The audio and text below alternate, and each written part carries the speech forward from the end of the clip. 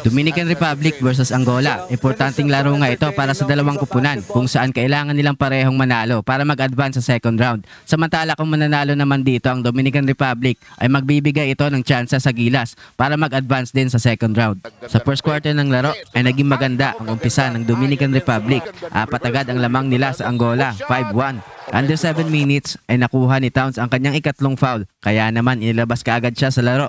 Nagkaroon nga ng 7-0 run ang Angola sa kalagitnaan ng quarter. Lamang nga ng 3 puntos ang Angola, 8-5. Pero pagkatapos nito ay ang Dominicana naman ang nagkaroon ng run kung saan with 1 minute remaining sa first ay umabot na sa double-digit lead ang kanilang kalamangan.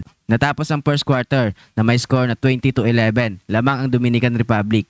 Sa second quarter naman ng laro ay struggle pa rin nga ang opensa ng Angola. Solid din kasi ang depensa ng Dominicana lalo na sa ilalim. Kaya hirap na hirap sina Bruno Fernando at mga bigs ng Angola na makapuntos. Umabot na nga sa 13 points ang lamang ng Dominicana sa 3-point basket ni Victor Liz. Kaya naman hype na hype ulit si Karl Anthony Towns sa bench. Under 5 minutes ay naibaba ng Angola sa 8 points ang lamang ng Dominicana sa isang floater ni Fernando. Pero pagkatapos nito ay kinabahan naman ang mga fans ng Angola dahil biglang nasaktan si Bruno matapos itong maapakan ang paa ni Victor Liz sa kanyang pagdepensa sa 3-point attempt ni Liz. Kaya naman ay pansamantala muna siyang inilabas sa laro. Sa mga huling minuto ng quarter ay biglang nagkaroon ng run ang Angola para ibaba sa 5 ang kalamangan ng Dominican Republic. Natapos nga ang second quarter na may score na 37-32.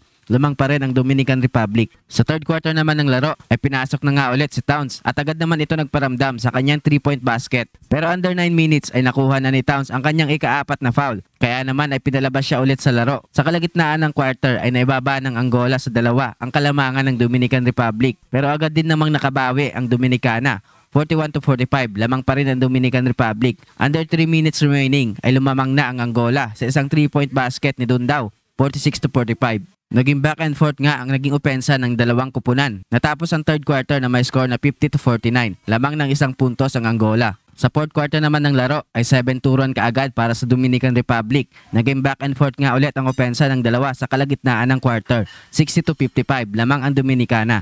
Ayaw din talaga magpatalo ng Angola. Tuwing magkakaroon ng run ang Dominican Republic ay merong sagot ang Angola para magstay sa laro. With 4 minutes remaining ay baba ulit sa 2 ang lamang ng Dominicana sa isang layup ni D'Souza. Under 3 minutes ay naitabla na nga ng Angola ang score sa isang windmill dunk ni D'Souza. Pero agad din namang nabawi ito ng Dominican Republic. Sa huli nga ay kinapos ang Angola, panalo nga ang Dominican Republic.